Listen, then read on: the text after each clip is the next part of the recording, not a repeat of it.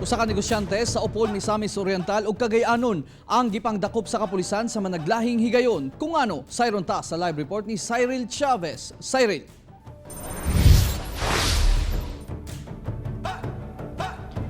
Yes, real gipangdakop sa otoridad ang duha ka mga sospek human nga naghupot og armas nga walay lisensya ug gani ang usa kanila na maligya pagayod og illegal nga armas. Gidakop sa mga personahe sa Criminal Investigation and Detection Group kung CIDG Misamis Oriental si Stanley Iwayan, 47 anyos og residente sa City Homes, Malanang, Opol sa pagpatuman sa search warrant.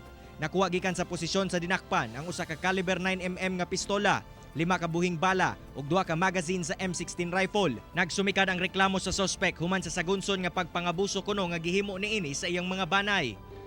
Ang iyang firearms ditago niya dito sa may kisame sa taas sa comfort room. Kibali kisame sa comfort room kay pag abot na mo dugay kini siya nakapangabre. So naningkamot siya nga iya kini matago ang iyang firearms. Samtang sa operasyon nga gihimo sa Regional Special Operations Unit 10 nga gihimo sa Ipunan, Cagayan de Oro, nasikop si Alan Gomera, residente sa Jandorf Subdivision, Bara, Opol, Misamis Oriental tungod sa pagpamaligya og ilegal nga armas. Gawas sa armas, nakuha sab gikan sa suspect ang upat ka mga dagkong pakete kun 50 gramos nga gituwa ang mga sabu nga mobalor ngadto sa 340,000 pesos. Kanina sab kuno nadakpan sa PS7 Bulwa PNP sa Cagayan de Oro ang suspect tungod sa pagkalambigit niini sa droga.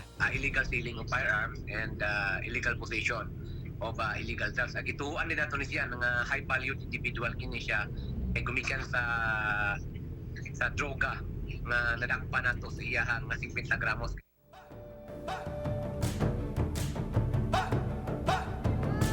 Real sigunsab sa Police Regional Office 10 nga ilahan ang ginasubay ang supplier ingon man ang ginabaligyaan og armas sa suspect kini aron na makatabang nga maminusan ang mga krimen nga nagapanghitabo sa rehiyon. Real. Okay, daghang salamat Cyril Chavez.